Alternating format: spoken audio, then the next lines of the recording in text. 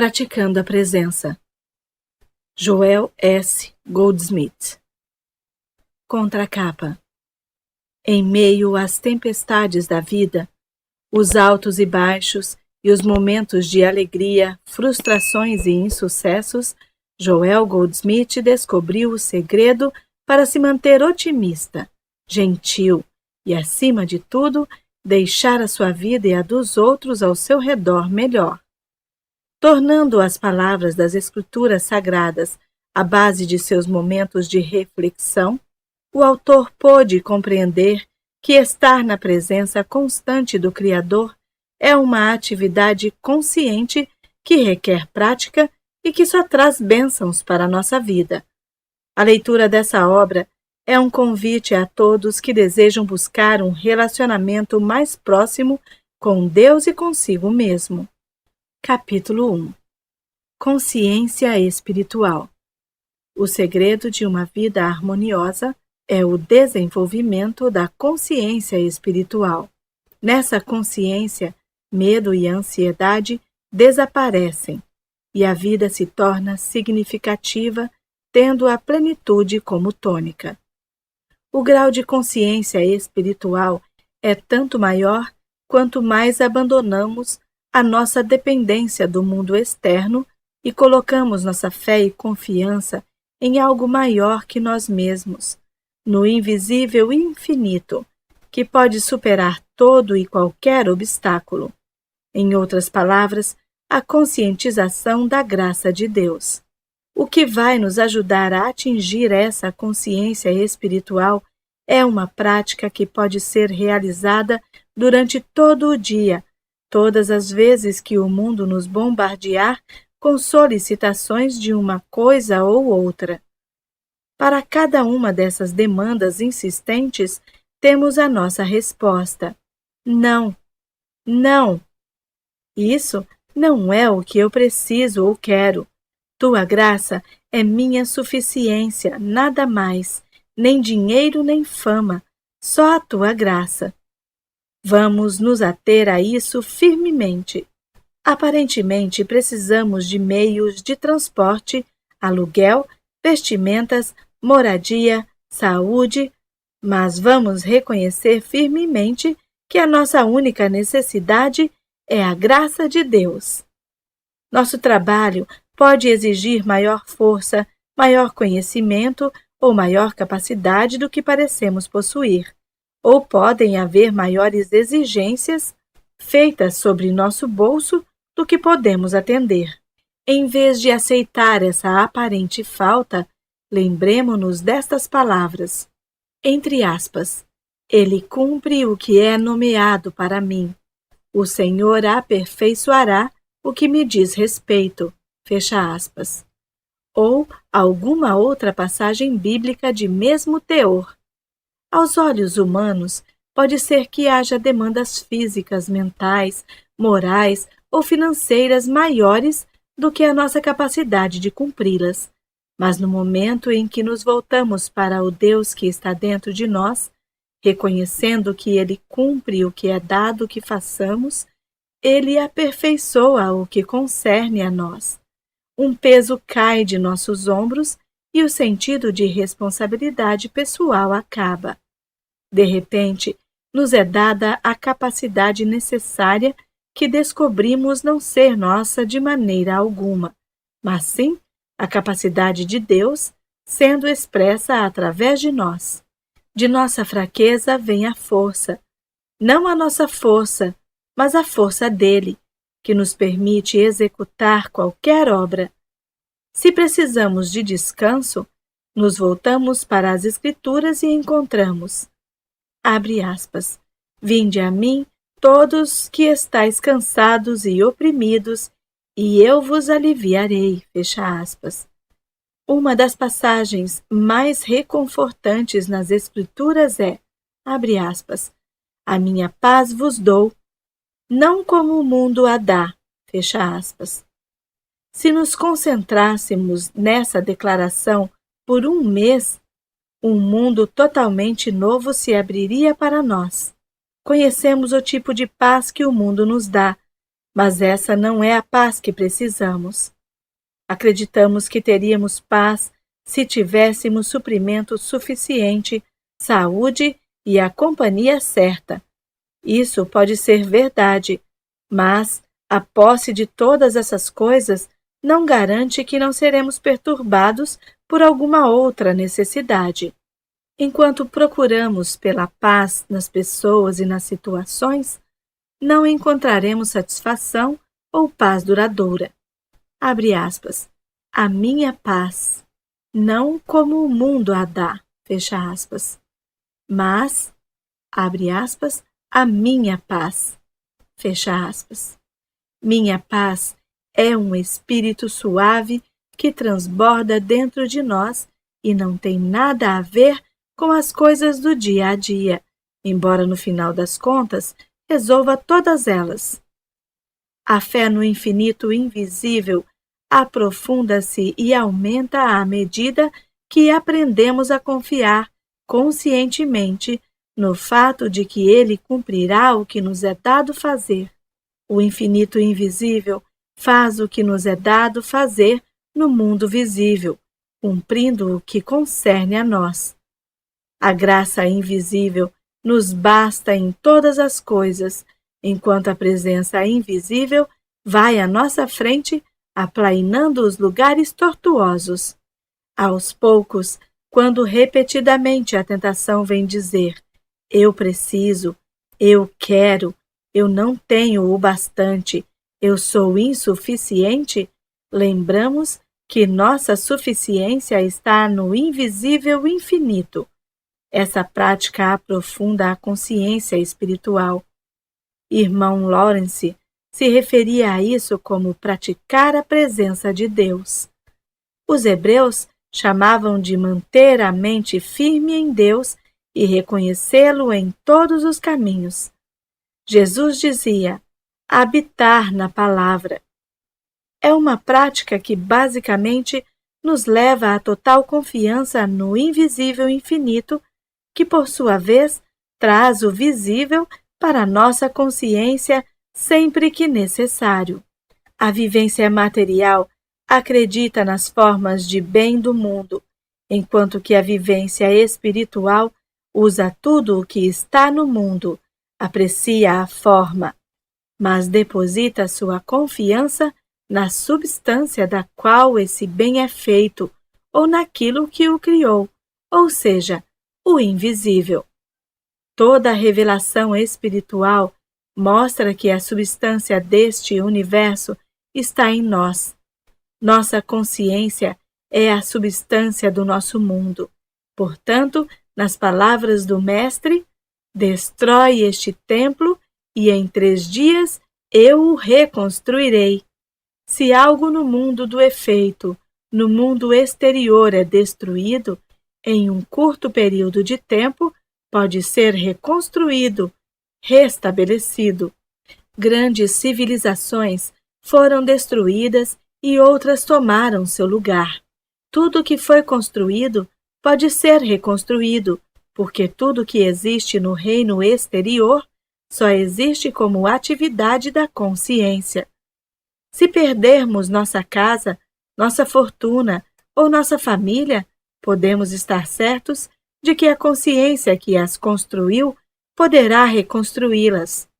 A compreensão do invisível como substância de toda forma é vital para a obtenção da consciência espiritual e, à medida que essa compreensão aumenta, a confiança no infinito invisível cresce e nosso amor, ódio ou medo daquilo que é exterior diminui. Vemos o infinito invisível como lei, causa e atividade de tudo o que é, e deixamos de nos preocupar com a forma, seja ela pessoa, coisa ou condição, pois ela é apenas o resultado natural da atividade da lei e da causa invisíveis. Cada questão da vida é determinada não pelas condições e coisas externas, mas pela nossa consciência. Por exemplo, o corpo por si só não tem poder, não tem inteligência, nem é responsável por suas ações. A mão permanece exatamente onde está para sempre, a menos que algo a comande. A esse algo chamamos de eu, o qual determina como essa mão será usada, uma vez que ela não pode determinar nada por si mesma. Ela existe como efeito ou como forma que corresponde a um comando, e por ser veículo ou ferramenta, ela nos obedece, e assim lhe atribuímos utilidade. Esse conceito pode ser aplicado a outras partes do corpo. A consciência, que originalmente formou o corpo, o mantém e o sustenta. Deus nos deu domínio através da consciência, e essa consciência, que é o princípio criativo do nosso corpo, também é a sua sustentação e o princípio que o mantém. Assim que compreendemos esse princípio, alcançamos o princípio da vida.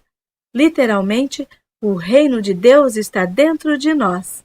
Literalmente, a lei da vida, a substância, a atividade, a direção inteligente da vida está dentro de nós. Se pudermos provar que 12 maçãs vezes 12 maçãs são 144 maçãs, podemos provar que 12 vezes 12 são 144, sejam maçãs ou pessoas. Se pudermos provar de uma única maneira que o reino de Deus está dentro de nós e que a vida, a atividade, a substância, a harmonia de nosso ser são determinadas por essa lei, não teremos dificuldades em aplicar esse princípio a cada fase de nossa vida, na saúde do corpo e em todos os relacionamentos. O segredo se encontra na palavra consciência. Uma vez que o conhecimento intelectual de que Deus é tudo não tem nenhum valor, pois a verdade só tem valor à medida que a compreendemos, assim ela passa a ser consciência espiritual. Só quando temos consciência da presença e da atividade de Deus, isso faz sentido para nós. Deus é amor, Deus é vida, Deus é espírito, Deus é tudo. Isso é verdade tanto para os santos quanto para os pecadores, jovens ou velhos, judeus ou gentios, orientais ou ocidentais, negros, amarelos ou brancos. Não existem exceções para Deus, pois Ele não faz acepção de pessoas. Não há como Deus ser deixado de fora de seu próprio universo. Porém, nós podemos deixar a nós mesmos de fora desse universo. Que Deus é e que existe um Deus, não há nenhuma dúvida. Um Deus infinito em sua natureza, eterno, universal, impessoal, imparcial e onipresente. Mas como podemos nos servir do que é Deus? Como podemos trazer o que sabemos a respeito de Deus para a nossa experiência individual? Para ilustrar, voltemos ao campo da música, cujo princípio é absoluto. Contudo, caso não o entendamos e os sons produzidos se tornem uma confusão de ruídos dissonantes, o princípio não deixa de existir. É necessário que nos dediquemos mais diligentemente a praticá-lo para nos tornarmos eficientes em sua aplicação. Assim deve ser em nossa experiência com Deus. Deus é e Deus está aqui agora, mas Ele está disponível apenas à medida que compreendemos e nos dispomos a aceitar a disciplina necessária para obtermos a mente que estava também em Cristo Jesus. De nada adianta sentar e implorar: ó Deus, quando é que você vai agir em minha vida? Aceite, Deus é bem. Ele já fez sua parte. Obrigado, Deus, por este princípio estar disponível o tempo todo. Mostra-me o que devo fazer para utilizar este princípio, este amor, esta vida, este corpo imortal. Quando alcançamos esse estado de prontidão, começamos a trilhar o caminho que leva à consciência espiritual. A consciência espiritual é alcançada através da atividade da verdade, na consciência fundamentada nas citações bíblicas ou declarações dessa verdade. Quanto mais lemos e ouvimos sobre a verdade, mais ativa ela se torna em nossa consciência. Assim, aprendemos a habitar na palavra e damos o primeiro passo no caminho. O segundo e mais importante passo é ser capaz de perceber nossa verdade interna, sendo receptivos e sensíveis à verdade que brota dentro de nós. Então, não pensamos, lemos ou ouvimos a verdade. Na realidade, nos conscientizamos da revelação da palavra de Deus em nós, porque o ouvido e o olho internos se desenvolvem assim que conhecemos e habitamos na letra da verdade. A letra da verdade é feita de declarações, citações e palavras, mas nenhuma por si só é poder. O único poder é o próprio Deus. É como se as cortinas das janelas estivessem fechadas e nós falássemos a tarde toda sobre a luz solar. O que é, o que faz e como podemos usá-la. Então, depois de várias horas, alguém ceticamente comentaria: mas ainda está escuro aqui. Depois de toda essa conversa sobre a luz, continua escuro aqui. Sim, ainda está escuro, e escuro permanecerá até que abramos as cortinas. Assim também se pode falar sobre a verdade, ler sobre a verdade, estudar a verdade e nenhuma vez sequer sentir a luz, nenhuma vez sequer sentir a presença e o poder de Deus, a menos que demos o passo final para a abertura da consciência à presença dele. Quando a verdade vem à nossa consciência de dentro do nosso próprio ser, passamos do intelectual para o espiritual. Essa é a fase mais importante da atividade da verdade na consciência. O segundo passo, aquele que leva a um estado de consciência em que somos receptivos e sensíveis à pequena voz silenciosa dentro de nós, não pode ser dado, a menos que o primeiro já tenha sido dominado, isto é, a letra da verdade tenha sido conhecida. Todos os anos que uma pessoa passa lendo a respeito, ouvindo ou pensando sobre a verdade, frequentando cultos, palestras ou aulas, são importantes para atingir o ponto de onde a inspiração flui de seu próprio ser. Geralmente, essa inspiração só vem depois do total aprofundamento da letra da verdade.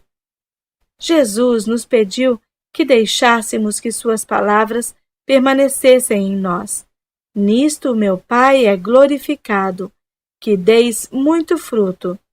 Viver nessa verdade, habitar na palavra, significa dar frutos abundantes, ou seja, viver uma vida harmoniosa e espiritual. Mas se esquecemos de viver e de habitar na palavra e deixá-la habitar em nós, nos tornamos ramos cortados e murchos. Como podemos permanecer na palavra se não a conhecemos? Temos que conhecer e aprender o que é a letra da verdade. Permaneçamos em meditação até o momento em que possamos sentir a consciência espiritual interior, isto é, a compreensão. Aí saberemos que atingimos o espírito da verdade, que estamos conscientes da verdade, que é a palavra de Deus, e essa palavra é poder.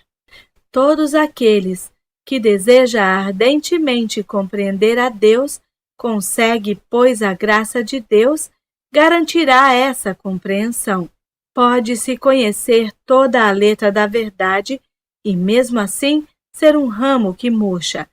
É preciso que permaneçamos na palavra e deixemos a palavra e o Espírito de Deus habitar em nós. A palavra habita em todos os homens, mas a maioria é tão inconsciente disso quanto do fato de que há sangue correndo em suas veias. Deus está conosco. Sua presença preenche todos os espaços e seu Espírito habita em nós.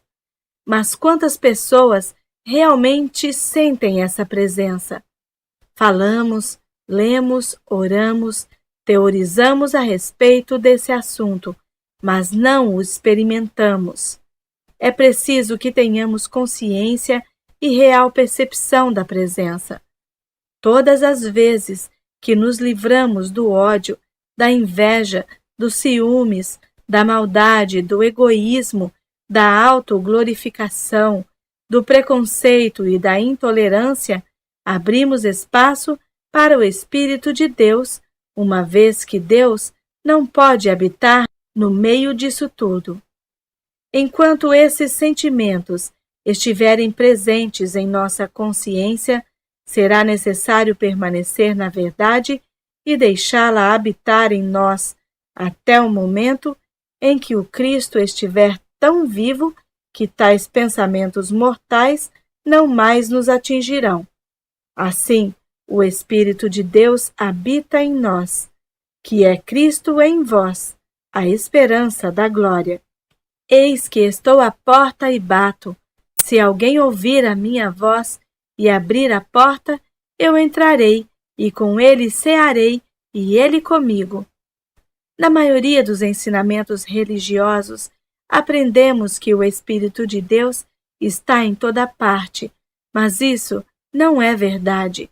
Se assim fosse, seríamos livres, saudáveis, ricos, independentes, alegres e harmoniosos. Não, o Espírito de Deus está presente somente onde ele é percebido. É necessário que sintamos a presença real de Deus para possuirmos esse Espírito. Não basta abrir a janela e dizer que a eletricidade está em toda parte. Ela está, mas não terá nenhuma utilidade se não estivermos conectados a ela. Assim é com o Espírito de Deus, que no sentido espiritual absoluto está em toda parte, mas só será eficaz em nossa experiência à medida que for percebido.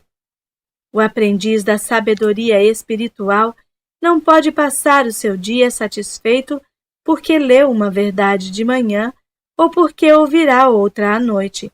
A atividade consciente da verdade deve estar presente o tempo todo.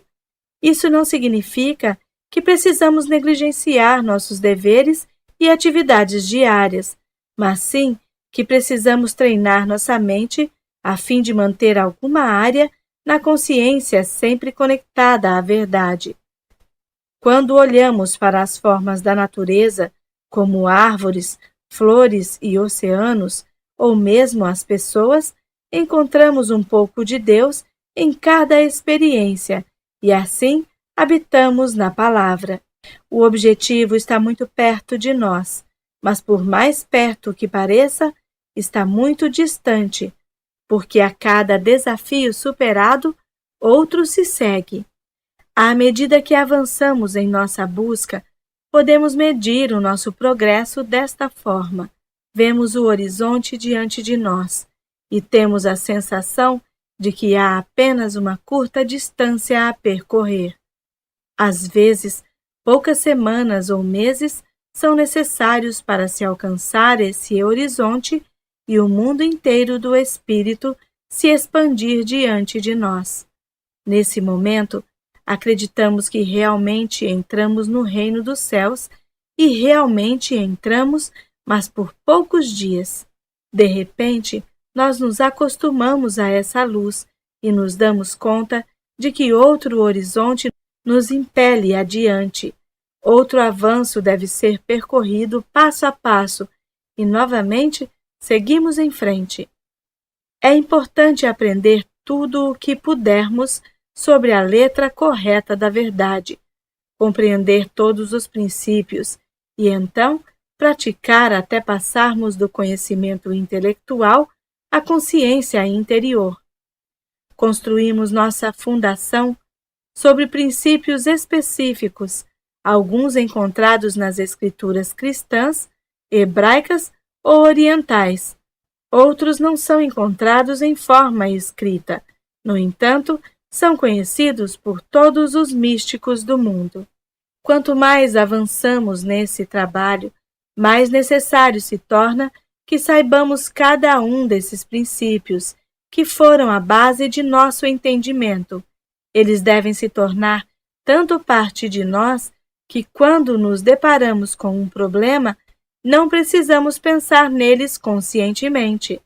Por exemplo, depois de passar muitos anos estudando e praticando, os matemáticos podem resolver problemas sem precisar sequer de papel e lápis para os cálculos. Arquitetos podem esboçar uma bela casa em pouco tempo usando sua capacidade e conhecimentos. Advogados experientes tornam-se tão familiarizados com os estatutos e decisões judiciais que passam a conhecer a lei que se aplica a cada caso ou sabem onde encontrá-la quase imediatamente. Mas se algum deles fosse questionado quanto ao seu conhecimento, provavelmente diria: faz 20 anos que estudo tudo isso. Assim é conosco. Cada vez que somos chamados para ajudar, Deus coloca as palavras necessárias em nossa boca. Às vezes, não há nenhuma palavra, apenas um sorriso. Para uma pessoa com dificuldades financeiras, pode significar: filho, tu sempre estás comigo e tudo o que eu tenho é teu. Para alguém se sentindo só, eu nunca te deixarei, nem te desampararei. Para quem luta contra problemas físicos, tu és tudo. Para alguém que se sente culpado, nem eu te condeno. Vai e não peques mais. Se procurarmos entender a verdade por trás dessas questões, com o passar do tempo teremos todas as respostas disponíveis para uso imediato. Depois de anos contemplando Deus e suas coisas, meditando e comungando com Ele, não precisamos mais nos preocupar com as coisas deste mundo. Quando surge uma questão, a resposta certa é imediatamente revelada, pois a atitude de escuta e de espera, desenvolvida através da meditação, cria um vácuo onde Deus rapidamente traz tudo o que seja necessário. Sabedoria, poder ou graça. É necessário a compreensão dos princípios da vida espiritual, isto é, o conhecimento da letra correta da verdade. Esse é o alicerce fundamental para que possamos compreender por que e para onde estamos indo e qual é nosso relacionamento com Deus e com o próximo. É necessário saber essas coisas para não nos apoiarmos numa fé cega, que em um momento ou outro poderá nos abandonar, e também para não entrarmos num estado de caos mental, confiando em uma coisa hoje e em outra amanhã, nunca chegando à compreensão do que realmente é.